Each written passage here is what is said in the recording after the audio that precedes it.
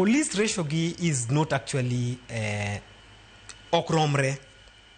Kata king'iyo jo United Nations standard, ibro yudo ka pod pokwa gik namba maromre gi ma UN dwaro. But ntiere kaka jopiny be seche moko onego ng'e ni police be dhano kaka en. Nikech polise gi ka penji Trevor, polise gi ya kanye?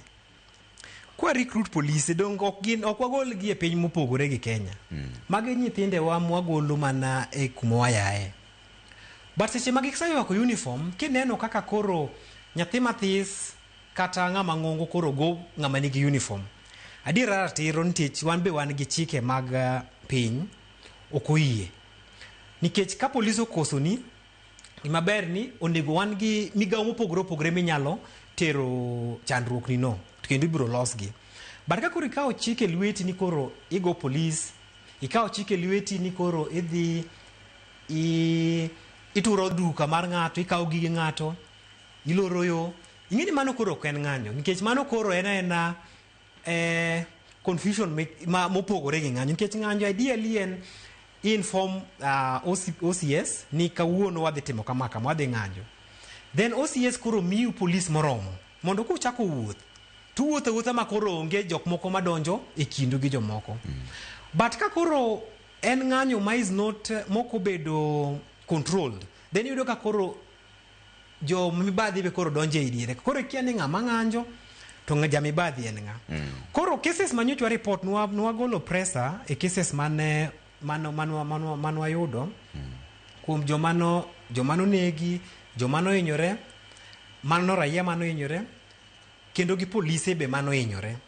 Koro ideally ne cases mopogore opogore, nikech moko be osamiwa ma ji osa report. Ma in the process jowa matimo monitoring kata mang'iyo kaka chenro mag maandamano go timorega. Giloso report mondo kantiere complaints mabe jopiny nigo. Nikech moko be seche moko koki report ing'eni onge kaka wanyalo ng'eyo, nikech wambe ok wan polise. Koro ki report mosakelgo wa handle gi sani. To king'eni ji ng'iyo ni IPOA osebedo ka ok ochung' motegno gi jopiny e wach seche ma koro ing'iyo ka obila chalo ka gima dwa ronyo jopiny ahinya. Aparo ni mano mana wach mar jomatin.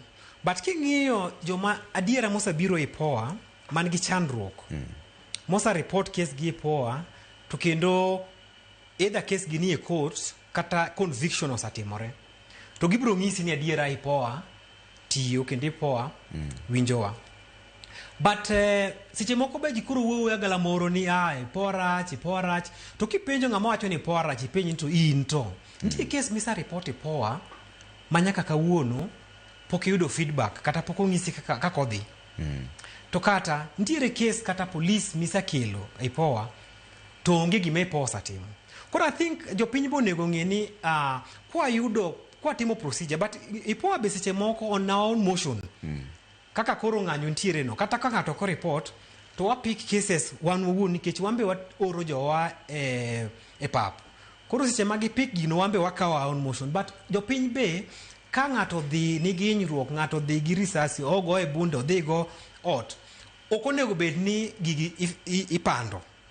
Onego bed no report gini kwa polis mondo koro wa follow up to wang'e ni to case ni en mar polis koso en mar jomibadhi moko emano go ng'ato.